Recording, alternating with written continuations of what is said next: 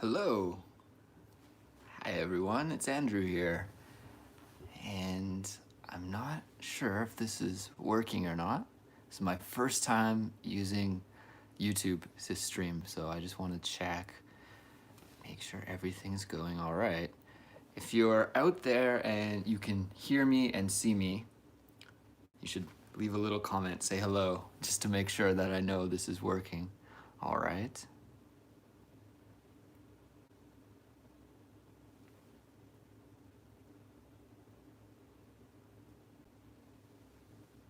I know it's always awkward. Every time that I watch a live stream too, the first minute or 2 minutes are just footage of the streamer playing around with their computer or playing around with their phone to see if things are working okay. Jefferson, hello, everything's working fine. Okay, that's good to hear. Thanks for letting me know. So, hi to all of you that are watching. If you don't know, my name is Andrew, and I am one of the hosts of the Culips English podcast.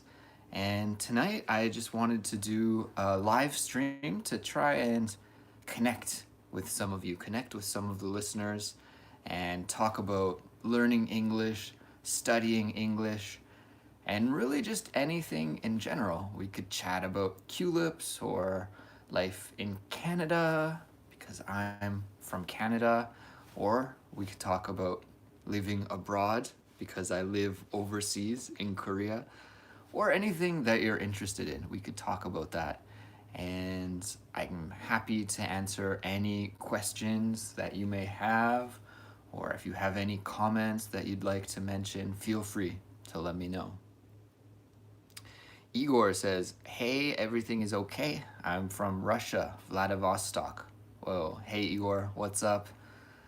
I guess we are almost in a similar time zone. I think Vladivostok is probably pretty similar and maybe the same time zone as Korea. I guess you are maybe a little bit further east than Korea, so perhaps you're 1 hour ahead of us. I guess it would be ahead of us. But anyways, good evening to you, Igor. I've always wanted to go to Vladivostok. I can't pronounce it. Vladivostok. And in fact, some of my friends are planning a trip there soon. And I would love to visit and go with them. 1 hour ahead. Okay. So my gut feeling was right. Yes. Guys, can you see my eyes? I don't know if you can see my eyes right now, but they're crazy, crazy red. I was so stressed out. I was like, oh no, my eyes are so red and I have to do the live stream tonight. Can you see? I just got back from a long bike ride. I was riding my bike for about an hour and a half. Win says hello from Myanmar. Wow. Hey Win, how's it going? So I was riding my bike and I was on a bike path near the side of a river, and because it's not really a river, it's more like a stream, a really, really small, slow flowing river, a stream. And there's all these little bugs. I don't know even what they're called in English. Koreans call them 1 day bugs would be the translation because they only live, I guess, for 1 day and then they die. But they're really annoying because they fly in a group, and if you bike through them, they just get everywhere. It's a bug massacre. Your body is kind of covered with these little bugs. And even though I was wearing sunglasses and I had my helmet on and stuff, I was still covered with bugs, and a lot of them went into my eyes.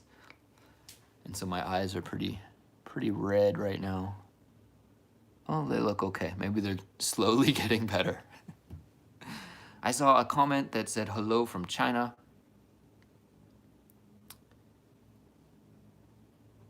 Hey.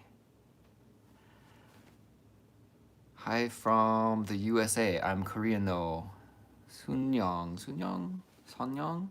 Maybe Sonyang. What's up, Sanyang? Hello. How's it going in the US? Do you miss Korea? It is an absolutely beautiful day here. One of the best days ever. Yes, you miss Korea. Sometimes. Well, you especially would have missed today because, like I said, the weather was totally amazing. Not a cloud in the sky and about 29 degrees Celsius. So, right on the verge of being too hot. One more degree and it would have been too hot. When I meet the bugs while I'm riding my bicycle, I should be careful of my eyes. This is Hunnam. Yeah, totally. I agree. You have to be careful. And I was wearing sunglasses, so I did take some precautions. I did take some steps to be careful, but poof, they just went in there. At least when you're riding a bicycle, you go through the bugs really quickly, so it's only a little bit of discomfort. But when you're running and you go through a cloud of the one-day bugs, then it's really uncomfortable because you breathe them in, they go in your nose and in your mouth, and it's just disgusting. It's really, really bad. Excuse me. So I posted on Instagram yesterday that I was going to be doing this live session, and we got lots of questions on Instagram. So I'm going to answer some of those, but I will reply to Mr. Young. Mr. Dan Young asked if I had ever been to China, and the answer is yes. I've been to China 2 times, but both trips were extremely short trips. And one was completely unplanned. I had some travel problems and I ended up having to stay 2 nights in Qingdao, which I wasn't expecting to do. So I wasn't really able to make the most of that trip because it was completely spontaneous and actually against my will, kind of. I think there's actually a Culips episode with that story. You could check that out. And the second time I visited China was just in Beijing for 1 night. It was a very, very quick trip. I was there for maybe 20 hours total. So I would love to go back to China. One of my good buddies is living there and he always invites me, so I gotta go. Such a cool looking country, huge too. We got another question asking me about my Korean.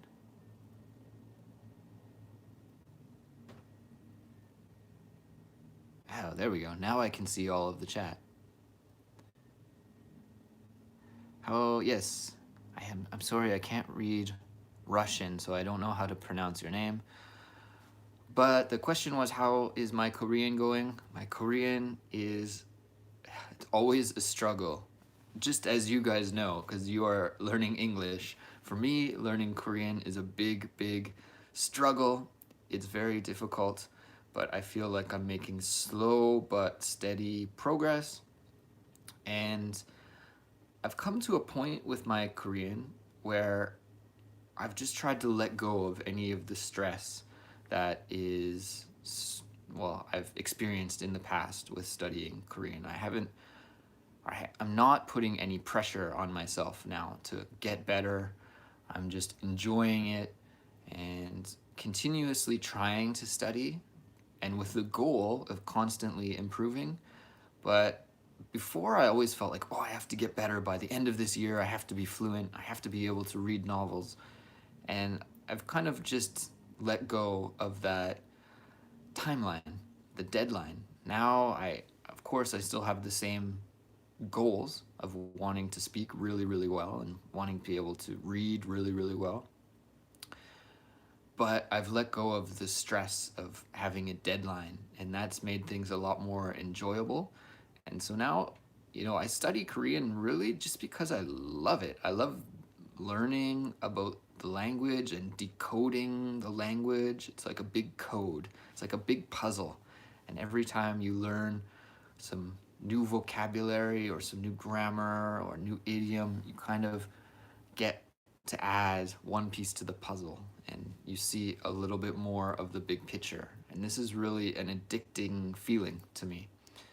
So that's where I'm at with my Korean studies. I do start taking Korean classes again, which I mentioned last week on the Instagram stream, taking all day Korean classes as part of a Korean government program for, I guess you would say, for immigrants. It's actually not a Korean language class, it's a Korean culture class, but it's taught in Korean. And it's on every Saturday from 9 a.m. to 5 p.m. So it's going to be very intense, 8-hour days in the classroom. Okay. Dan lives in Beijing. Oh, cool. Yeah, like I said, I wasn't there for very long, but I hope I can go back and explore more. What I saw, I liked. Green tea. Hey, green tea. What's up? How are you? No problem, Dan. Dan said, thanks for your answers. Anytime. Happy to answer anybody's question or to chat about anything.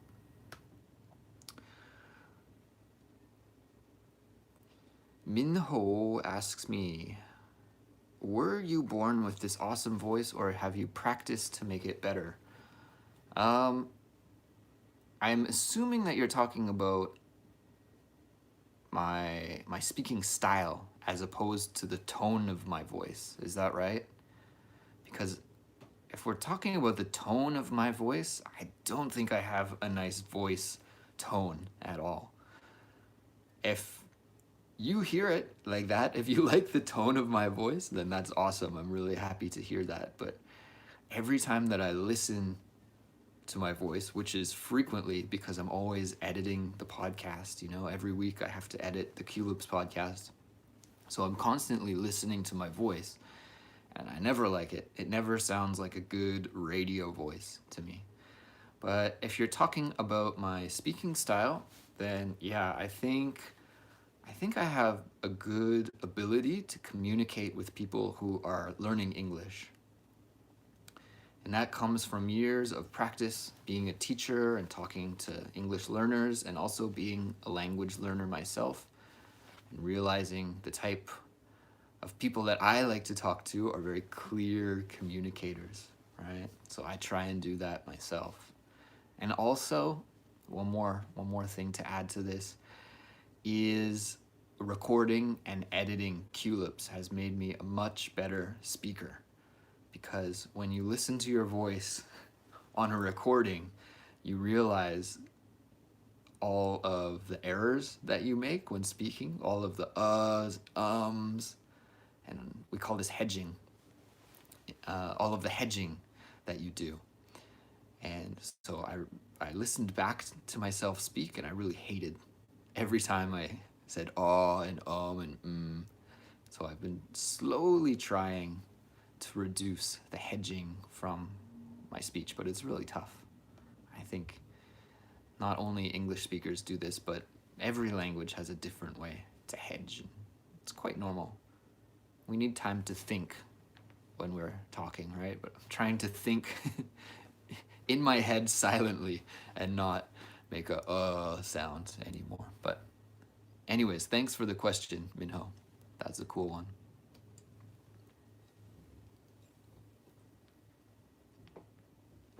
I just got back from this bike ride, so I'm really thirsty. I literally hopped off my bike and ran up to the apartment to start streaming.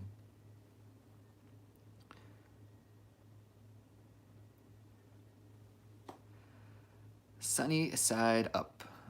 I want to say thank you. Your podcast is the best for me. Awesome. That's so cool to hear. Thank you, Sunny side up. A delicious style of eggs, sunny side up are.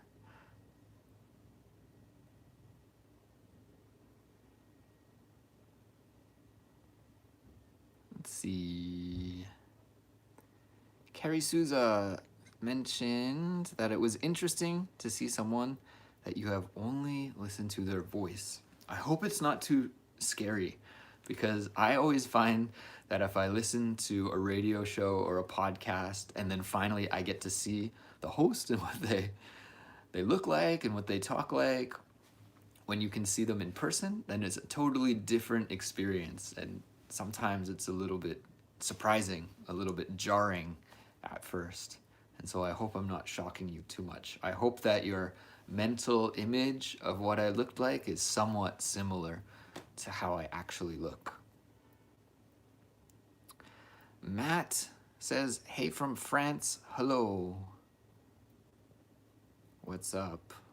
Wonder what time it is in France. It must be maybe in the afternoon, early afternoon or late morning.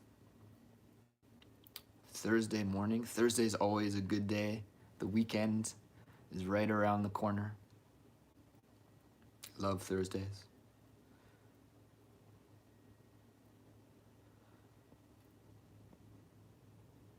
Wow, we have listeners from Iran, from Saudi Arabia.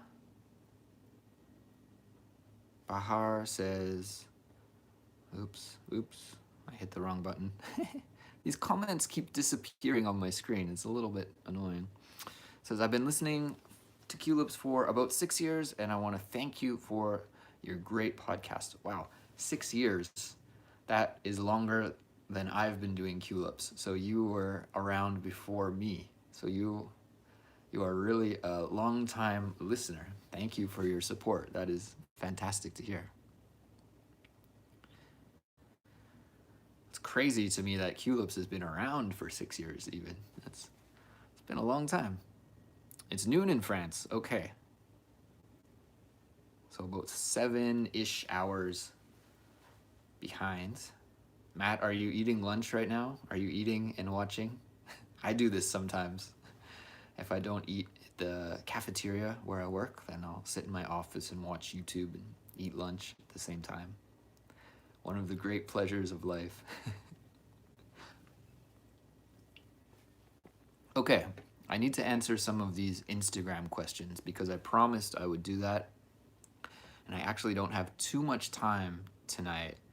I am going to meet my friend later for dinner in about 20 minutes, so I have to wrap this up sooner than later. So let's check out some of these Instagram questions. I'm just looking on my computer at them.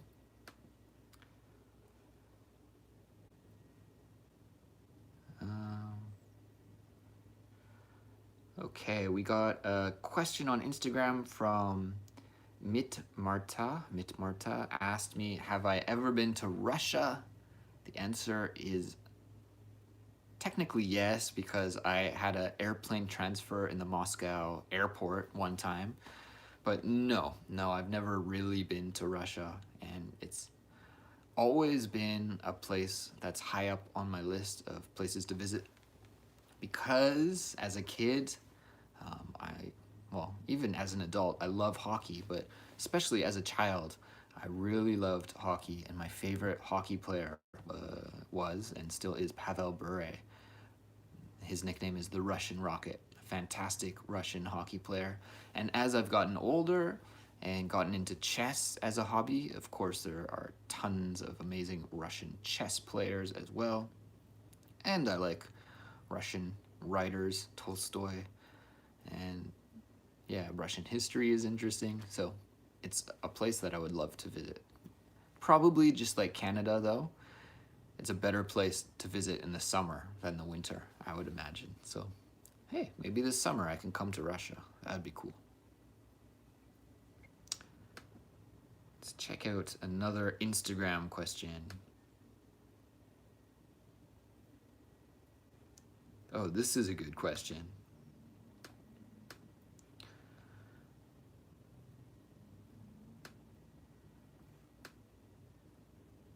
What is your favorite Korean food? Explain that in English. And I'm sorry, I can't see your username. So whoever asked that question, thanks. I'm assuming it's from a Korean person, probably. Korean food. If you're not from Korea or you haven't tried Korean food before, then I urge you to check it out because it is amazing. It's one of my favorite foods ever, and I'm not just saying that because I live here, I'm saying it because it's really true, I think. Before I came to Korea and lived here, I didn't know too much about Korean food, but over the past several years, it's been gaining in popularity worldwide. So if you have a Korean restaurant somewhere close to where you live, then definitely check it out. Korean food. Oh, there's so many good Korean foods that it's hard to choose one. I guess there's, in English, we'd call it kimchi stew. Koreans call it kimchi jjigae. And this is just, it's like a soup or a stew made from kimchi, which is a fermented cabbage dish. It's really delicious and healthy, and you eat it with rice. And it can be spicy, can be very spicy, so you have to be careful. I also love Korean barbecue. Pork belly, samgyeopsal is what Koreans call it. Delicious. It's nice to eat with your friends, especially on the weekend if you want to relax, maybe have a beer. It's really good. I have a lot of other favorite foods, but those are my two favorite Korean foods for today. Could change tomorrow.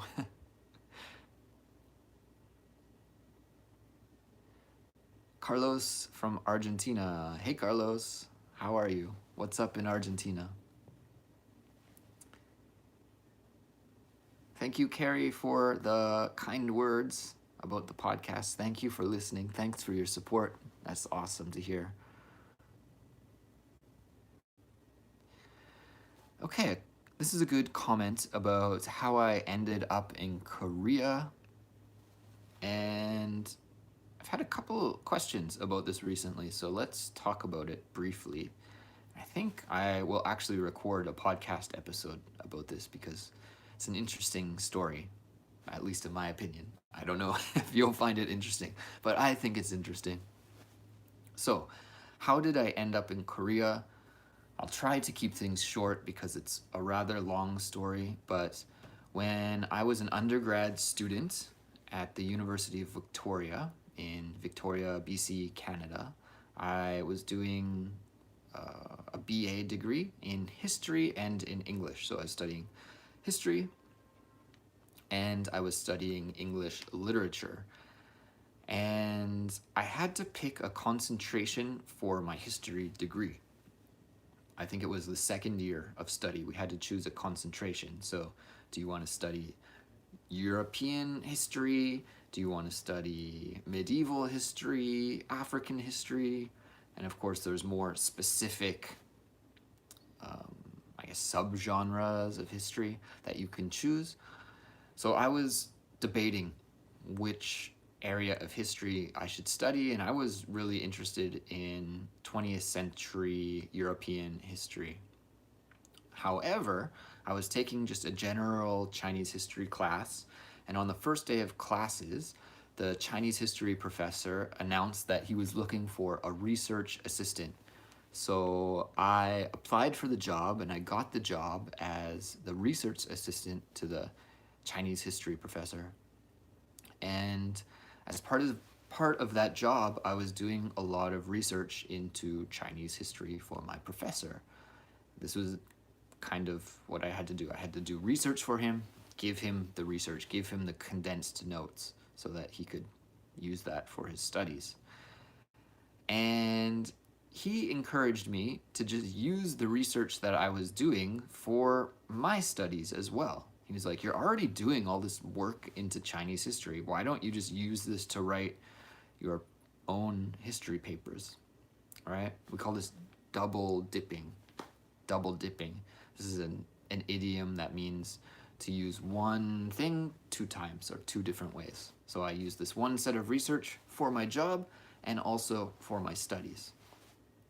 And so I did that. And as I worked closer with my Chinese history professor, I, decided I might as well just focus and concentrate on Chinese history for my degree.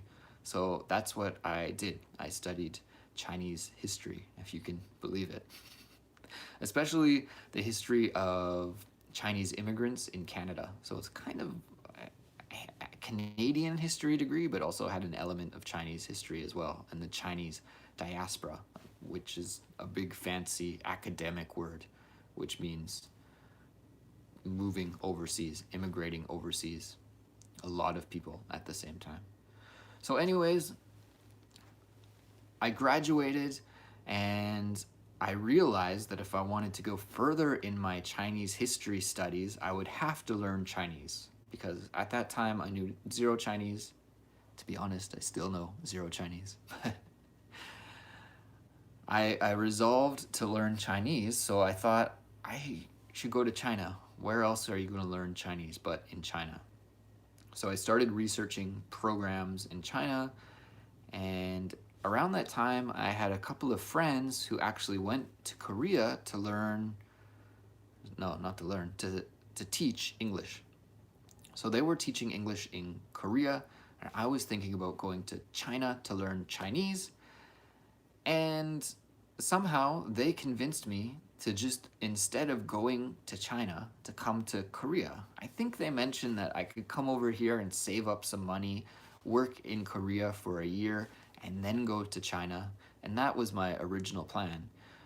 But when I eventually decided to take them up on their offer and come to Korea, I really fell in love with the place. After a couple of months, my plans for moving to China vanished because I just got obsessed with studying China, studying Korean, and learning about Korea. So that's what I did. And I've been here almost ever since. And I think I made the right decision because studying Chinese seems really, really hard, and I don't know what kind of future there would have been for me as a historian. Not a lot of jobs in the historian trade. But anyways, that's essentially how I ended up in Korea. I hope I didn't bore you with that long story.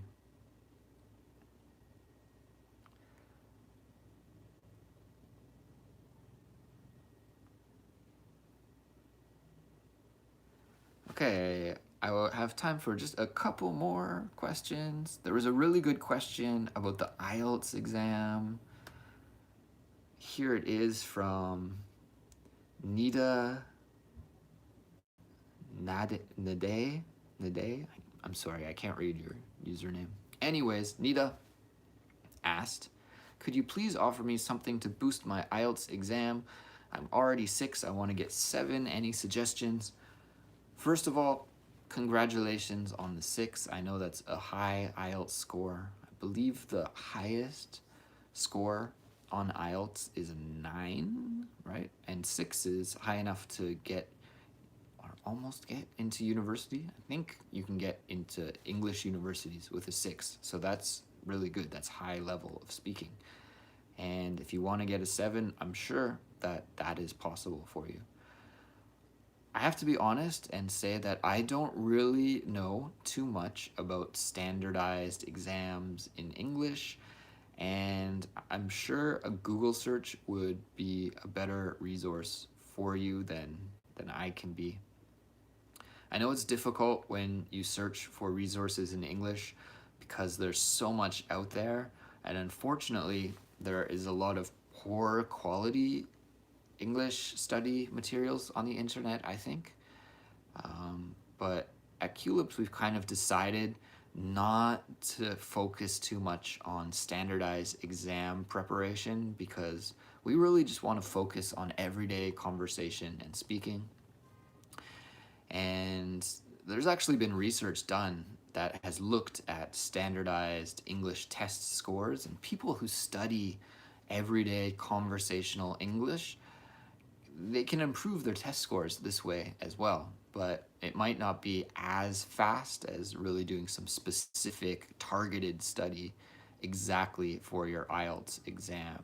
But yeah, just like everything, I would recommend, you know, listening to as much English as possible, speaking as much as possible, and review, review, review, practice, practice, practice. I know I sound like a broken record, but it's kind of it's kind of what you have to do. Oh my gosh, guys, I have a low battery on my phone. I got 20% left, so I'm gonna wrap this up in about 2 minutes. We have another hello from Winter Sleep. Winter Sleep, what's up? We have a watcher, somebody watching from Pakistan. Hello, that's so cool, Pakistan. It's amazing to me how we can have people watching from all over the world. Carrie says, come to visit Brazil. You're gonna love this place. And of course, try Brazilian barbecue. I wanna go to Brazil so bad. It's like the #1 place on my list to go to. But it's just so far from Korea.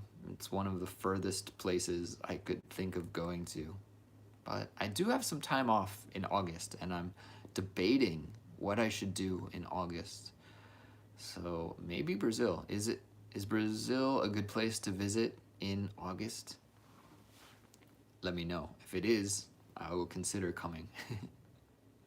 I would love to visit. All right, I know we have a couple more Instagram questions. I'm gonna check them out really quickly because I promised I would answer them.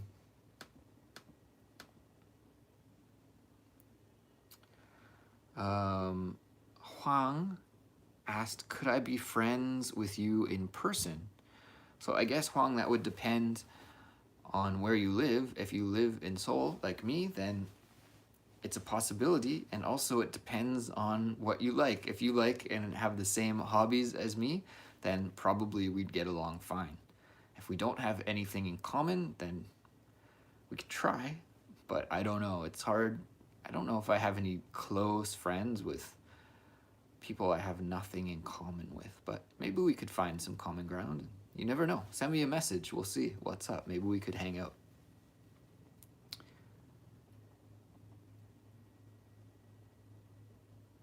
Okay, this is a very funny question from Sarah from Kurdistan. She said, I wonder why you look like a Korean person, especially your eyes and your face shape. I don't think I look like a Korean person at all. At all. Maybe sometimes, no, I don't think at all.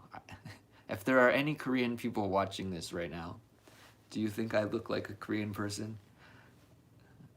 Maybe, maybe I'm slowly adapting and picking up some Korean mannerisms. I don't think so though, but maybe my body language is slowly becoming more Korean, but I don't think my face is changing to become more Korean. Koreans usually don't have a beard.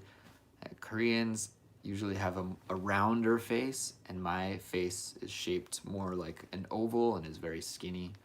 And Koreans have beautiful, beautiful hair, and as you can see, I have no hair, so so yeah. Sorry, Sarah, I have to disagree. I don't think I look like a Korean.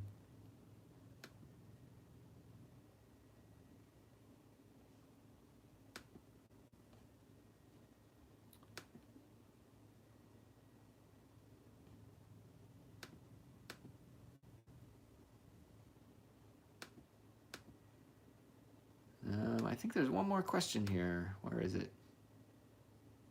Oh yes, a question from Moshan. Moshan.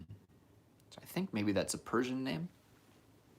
Sounds like, if it's not Persian, maybe somewhere from the Middle East. Correct me if I'm wrong, guys, but the question is, are you a native English speaker? And the answer is yes, I am a native English speaker. It is really the only language that I can feel really comfortable with. And I was born in Canada, and all of my family, at least this generation and the last generation, were native English speakers. I did hear, though, that somewhere down my line, maybe it was my great-grandmother, was not a native English speaker. She was a native Gaelic speaker, which is a language in Scotland. And I just learned this recently, so it's got me thinking about learning Gaelic as a kind of heritage language speaker. Heritage language means that it's in your family, it's what your ancestors spoke. So I thought this could be cool, but I know it's a really difficult language, and I'm already struggling with Korean. I don't know if I can add Gaelic to the mix. So yeah, Motion, to answer your question, I'm a native English speaker, and all of us at Culips are native English speakers. Morag and Suzanne, the other two co-hosts, they both live in Montreal.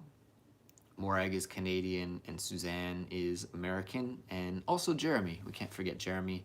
He is American as well. And we just released a brand new episode today featuring Cassie, who is one of our study guide writers. She's been behind the scenes working on the Culips team for the last 6 months or so. But I thought she would be a cool person to have on the podcast as well. So today's episode that just was released, you can hear the interview with Cassie. She's an American from Pennsylvania, and she's a really fun person, so I think you will all like her. And I think she'll be coming back and doing more episodes as well, because it was fun. It was fun to talk with her and record with her.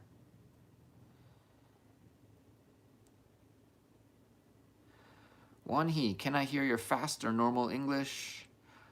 I mean, do you want me to try and speak really, really fast? I think this is actually pretty close. Maybe right now, this is about how fast I speak with like my best friends, about this fast. So a little bit faster, but not too much faster. Dan, are you an NBA fan, Andrew? Who's your favorite player? I was a big NBA fan growing up, but I really haven't stayed up to date with the NBA at all. I know the Raptors, the Toronto Raptors, were deep in the playoffs. I think maybe they got eliminated now. I'm sorry. My NBA knowledge is not very good. My favorite player of all time has to be, of course, Michael Jordan, but I'll also say that I like Steve Nash, a Canadian player. He was really cool. Well, guys, it was fun to hang out with you all.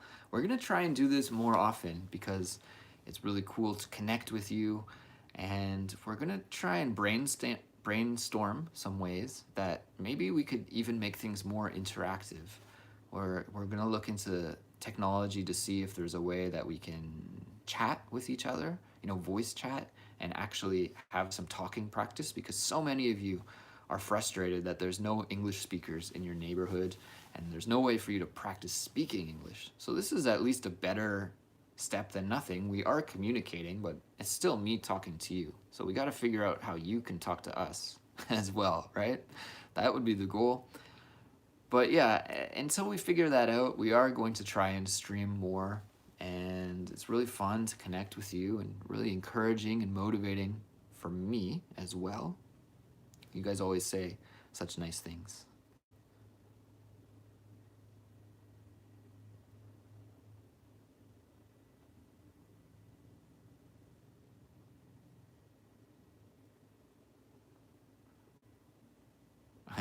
Dan says I look French.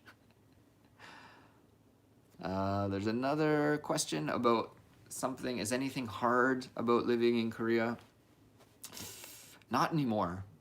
I think life has become comfortable for me in Korea. There's not too many things that shock me anymore. There's no more culture shock kind of experiences.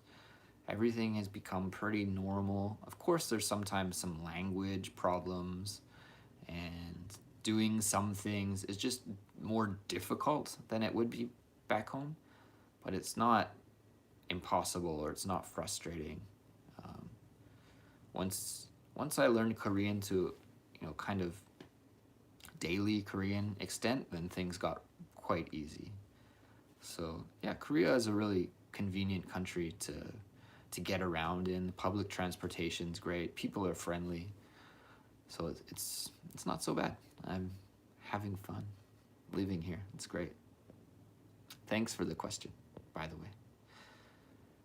Okay, last question here comes from Sokcheng English. Normally, do you speak English fast or slow? I actually normally speak English about the speed that I'm speaking at now. So a lot of people say, we get comments, oh, Andrew, you speak too slow. Or Andrew, you speak too fast. But I just speak the way that I speak. And if you think I speak too slow, well, this is a podcast for English language learners, so I have that in mind, that I'm trying my best to speak clearly, but the speed is not really too slow. And if you think I speak too fast, then just keep listening. It will get easier. You will be able to figure out what I'm saying soon enough. And if you do think that I'm speaking too slow, it's awesome on YouTube. I do this all the time. You can adjust the speed, right? You can bump things up to 1.5 speed or 2 times speed. And this has been a huge time saver for me, because when I watch English content, it's almost always on 2 times speed now, because I can still understand it. And why waste time when you can get all of the information in half the time? It's amazing. Okay guys, as you can see, the sun is setting here. It's getting dark in my room, and also my battery is dying on the phone. So next time we will stream, we'll make an announcement on our social media. So make sure to keep your eyes peeled on our social media accounts, like here on YouTube or Instagram or Facebook. If you don't follow us there, just search for the Culips English Podcast and you can find us. And yeah, stay tuned for another live stream sometime soon, because it's really fun. I enjoy doing it. So thanks as always for studying with us. Keep going with your English studies. I know it's a difficult journey, but you're all doing great and I'm proud of you. So keep it up and have a good evening or day wherever you are, and I'll talk to you next time. See you guys. Bye.